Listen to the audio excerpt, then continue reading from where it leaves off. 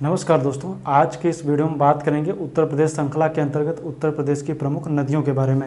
ये वीडियो काफ़ी इंपॉर्टेंट है, परीक्षा में इससे प्रश्न आपको मिल सकते हैं। तो आइए देखते हैं, बात करते हैं उत्तर प्रदेश की स्पेशल की श्रृंखला में आज की कड़ी में उत्तर प्रदेश की नदियाँ।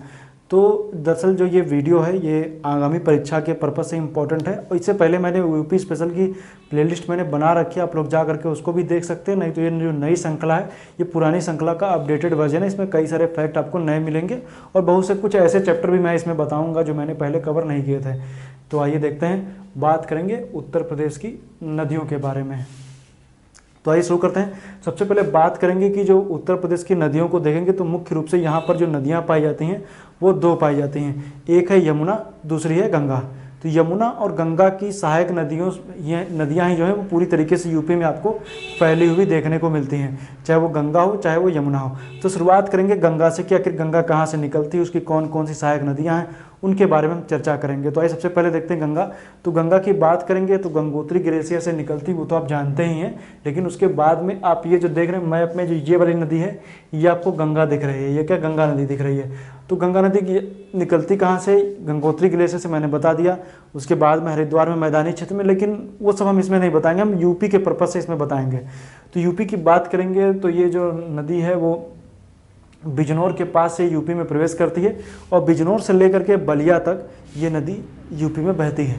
तो इसके आसपास के जो भी इसके आसपास के ज़िले हैं उनको गंगा के ज़िले के नाम से जाना जाता है। मतलब कि इन क्षेत्रों से जिन जिन मतलब कि ज़िलों से होते हुए गंगा बहती है, आप लोग उनके नाम याद रख लीजिएगा। हो सकता है इससे रिलेटेड आपको प्रश्न मिल जाए कि गंगा किस ज़िले से बहती, किससे नहीं बहती है, तो याद रखिएगा।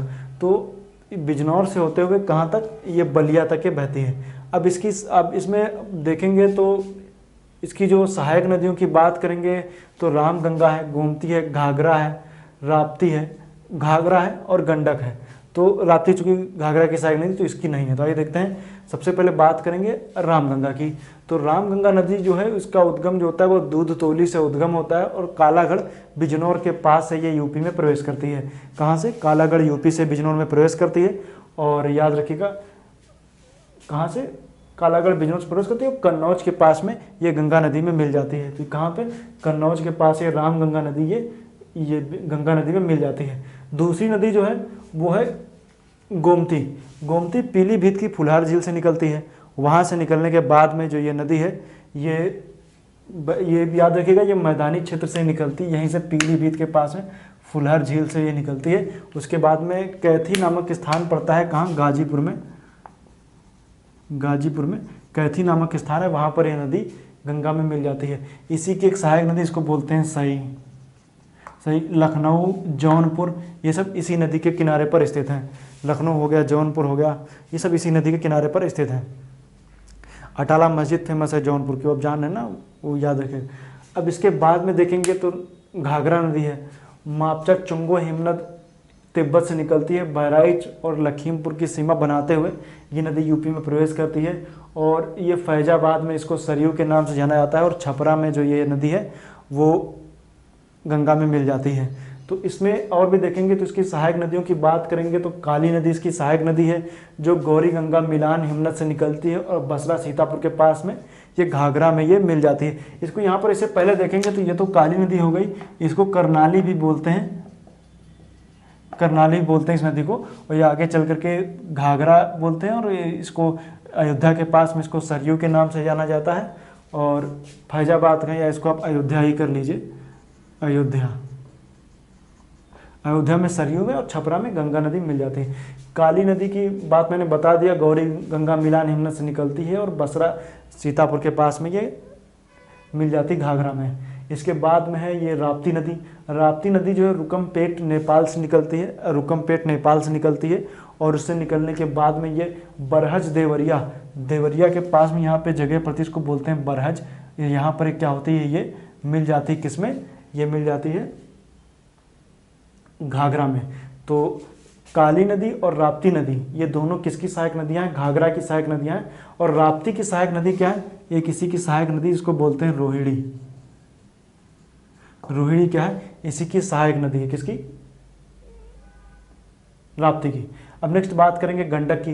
तो गंडक दरअसल यूपी में सिर्फ सीमा बनाती है, जो महाराजगढ़ और कुशीनगर की से यहाँ पर बिहार और यूपी की सीमा कुछ दूरी तक ये बनाती हुई आगे चल करके पटना के पास में ये नदी जो है वो बिहार महाराजगढ़ और कुशीनगर की सीमा बनाती है, और पटना के पास ये नदी जो है वो गंगा में मिल जाती है।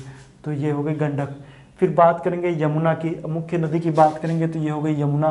जो यमुना नदी है वो सहारनपुर के, वैसे तो निकलती जो है यमुनोत्री ग्लेशियर से निकलती है, बंदरपुर यमुनोत्री से, लेकिन अगर जो बात करेंगे कि ये यूपी के सहारनपुर के फैजाबाद नामक स्थान से ये यूपी में प्रवेश करती है। तो फैजाबाद डिस्ट्रिक्ट नहीं है, एक जगह का नाम है जो सहारनपुर में पड़ती है। तो सहारनपुर में वहाँ से ये क्या होती है, वहाँ से निकलती है और आगे चल करके प्रयागराज में ये गंगा में, मतलब संगम जहाँ पर होता है वहाँ पर ये गंगा में मिल जाती है। तो यमुनोत्री ग्लेशियर से सहारनपुर फैजाबाद मिल जाती है। अब इसकी सहायक नदियों की बात करेंगे तो इसकी सहायक नदी चंबल है। चंबल जो है जानापा पहाड़ी से निकलती है, आगरा इटावा की सीमा बनाते हुए ये मुरादगंज इटावा में यमुना में मिल जाती है। तो ये आप नदी देख रहे हैं, ये है चंबल, ये आगरा और इटावा की सीमा बनाते हुए ये नदी आगे चल करके मुरादगंज में ये इटावा में मिल जाएगी, इटावा में ये यमुना में मिल जाती है। दूसरी नदी की बात करेंगे तो ये बेतवा। बेतवा जो है वो हमीरपुर में यमुना में मिल जाती है। कहाँ पर, ये हाँ हमीरपुर में है। ये कहाँ मिल जाती है, यमुना में मिल जाती है, हमीरपुर में। इसके बाद हम बात करेंगे टोंस, इसको तमसा के नाम से भी जाना जाता है। जो टोंस नदी है वो तमसा कुंड से निकलती है और सिरसा प्रयागराज में, बेतवा मैंने बता दिया, बेतवा हमीरपुर में यमुना में मिलती है। वो एक नदी है टोंस, टोंस जो है वो तमसा कुंड से निकलती, सिरसा प्रयागराज में गंगा में मिलती है। तो याद रखिएगा टोंस जो है वो गंगा की सहायक नदी है। टोंस किसकी, गंगा की सहायक नदी, याद रखिएगा टोंस। जहाँ पर ये प्रयागराज में ये संगम है उसी से थोड़ी दूर पर यहाँ पर आपको सिरसा दिखेगा, तो वहीं सिरसा में क्या होती है, ये उसमें मिल जाती है। अब टोंस नदी की खासियत क्या है, इस पर बिहार जलप्रपात इसी पर स्थित है। तो परीक्षा में इससे आपसे प्रश्न आ सकता है कि बिहार जलप्रपात कहाँ स्थित है, तो बिहार जलप्रपात जो है वो टोंस नदी पर ही स्थित है। 110 मीटर इसकी ऊंचाई है। तो ऊंचाई कितनी, 110 मीटर, याद रखिएगा। नेक्स्ट बात करेंगे जो नदी है वो है केन। केन बात करेंगे, ये नदी केन है। केन जो है कैमूर पहाड़ी से निकलती है और भोजहा नामक बांदा में पड़ता है, भोजहा। तो यहीं पर क्या होती है, ये नदी ये यमुना में मिल जाती है। तो केन जो है वो कैमूर से निकलती है, भोजहा बांदा में मिल जाती है। कैमूर को आप कैमूर डिस्ट्रिक्ट मत समझ लिए, कैमूर डिस्ट्रिक्ट बिहार में है। तो ये कैमूर पहाड़ी से निकलती है, भोजहा बांदा में यमुना मिल जाती है। यूपी पीसीएस के प्रीलिम्स एग्जाम में इस बार का ये प्रश्न भी था कि ये कहाँ मिलती है, तो बांदा के पास में ये मिलती है, तो याद रखेगा। फिर उसके बाद में एक नदी जिसको बोलते हैं सोन नदी। सोन नदी जो है वो अमरकंटक से निकलती है, अमरकंटक एमपी में, अमरकंटक के सेसा कुंड से निकलती है और यूपी में सोनभद्र में सिर्फ बहती है। और इसकी सहायक नदी रिहंद नदी आगे चल करके गंगा में पटना के समीप मिल जाती है। तो गंगा में पटना के समीप में एक तरफ से तो सोन मिलती है, ऊपर की तरफ से गंडक मिलती है। इसीलिए इतिहास में आपको देखने को मिलेगा इसको जलदुर्ग के नाम से पटना को जाना जाता था। तो ये रिहंद बांध भी है, रिहंद सागर आप सुने होंगे, बांध भी यहाँ पर है। और उसी के पीछे गोविंद बल्लभ पंत जो है वो सागर भी स्थित है। गोविंद बल्लभ पंत सागर इसी रिहंद बांध के पास में स्थित सोन नदी पर है। सोन नदी पे और बता दूं कि यहाँ पर बाढ़ सागर बांध भी इसी पर सोन नदी पर ही है। ये आपसे परीक्षा में आ सकता है। बेतवा नदी इम्पोर्टेंट है, हमीरपुर में यमुना में बहती है, ये आप देख रहे हैं। तो ये माता टीला बांध, परीक्षा बांध, ये सब इसी बेतवा नदी पर है। ललितपुर झांसी होते हुए ये हमीरपुर में मिलती है। केन को मैंने बता दिया, सोन बता दिया। एक पर्पज से देखेंगे तो जितनी मैंने नदियाँ बताई हैं ये सभी ही परीक्षा की दृष्टि से इम्पॉर्टेंट है। इसमें इम्पॉर्टेंट ये है कि कौन सी नदी कहाँ पर गंगा में मिलती है, यमुना में मिलती है, या और भी किसी सहायक नदी से वो कहाँ पर, किसकी सहायक नदी है और कहाँ पर मिलती है। और ये भी आप मैप में याद रख सकते हैं कि वो इस डिस्ट्रिक्ट के पहले मिलती है या उसके बाद में मिलती है। आप यूपी का जब पॉलिटिकल मैप देखेंगे तो आप एक तरीके से कह सकते हैं कि आपको डिस्ट्रिक्ट तो आपको याद ही हो जाएंगे, कौन से डिस्ट्रिक्ट से कहाँ पर कौन सी नदी मिलती है, कौन सी बहती है, तो वो तो आपका तैयार हो जाएगा। तो इस तरीके से अब से बरहज हो गया और बसरा हो गया, कन्नौज हो गया, मुरादगंज है, हमीरपुर, भोजहा है, ये सब आप याद रखेंगे तो आपको याद हो जाएगा। तो इम्पॉर्टेंट यही सब है। तो भोजहा भी जैसे, तो भोजहा कहाँ पर है, भोजहा जैसे मैंने बताया भोजहा पड़ता है बांदा में, तो याद रखिएगा बांदा में है। मुरादगंज कहाँ है, इटावा में है। ये चंबल नदी हो गई। और यमुना की एक और सहायक नदी इसको बोलते हैं हिंडन नदी, याद रखिएगा। हाँ और भी सहायक नदियाँ, लेकिन उनकी मैंने बात नहीं की है, कोई इम्पोर्टेंट खास नहीं है। अब जैसे चंबल नदी मुरादगंज इटावा मिलती है, लेकिन चंबल की सहायक नदियों से भी प्रश्न आ जाता है कि चंबल की कौन कौन सी सहायक नदियाँ हैं। तो छिप्रा, बनास, पार्वती, काली सिंध इसकी सहायक नदियाँ हैं किसकी? चंबल की। चंबल अपने अवनालिका अपर्दन के लिए जाना जाता है, ये मैं इससे पहले वीडियो में बता चुका हूँ, तो आप लोग उसको देख लीजिएगा।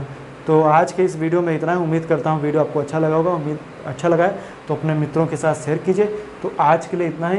ये यूपी की नदियों का शॉर्ट वीडियो है, ज़्यादा लंबा मैंने नहीं बताया है। अब इसमें आप याद रख सकते हैं कौन कौन सी हिमालयी नदियाँ हैं और कौन कौन सी दक्षिणी प्रायद्वीपीय भारत से निकलती हैं। उत्तर की ओर की जितनी भी नदियाँ हैं, चाहे वो यमुना हो और गंगा हो, रामगंगा हो, करनाली हो, काली नदी हो, राप्ती हो, ये सब कहाँ से निकलती हैं? ये सभी निकलती हैं हिमालयी क्षेत्र से। जैसे अब गोमती जो है वो मैदानी क्षेत्र से ही निकलती है, वुलर झील से। ये आ सकता है फुलहर झील है, वुलर नहीं है, फुलहर झील है, फुलहर झील से निकलती है। अब नीचे की तरफ जैसे केन हो गई, धासन हो गई, बेतवा हो गई, सोन हो गई, टोंस हो गई, ये सब दक्षिण से उत्तर की ओर आने वाली नदियाँ हैं। इससे भी प्रश्न आपको मिल सकते हैं कि कौन सी नदी उत्तर से दक्षिण की ओर बहती है और कौन दक्षिण से उत्तर की ओर बहती है। एक प्रश्न इस तरीके से भी आ सकता है, कौन गंगा की सहायक नदी, कौन यमुना की सहायक नदी, कौन चंबल की सहायक नदी और कौन घाघरा की सहायक नदी। जैसे प्रश्न है आपको उसी तरीके से उसको हैंडल करना रहेगा। तो आज के लिए इतना ही। वीडियो देखने के लिए आपका बहुत बहुत धन्यवाद।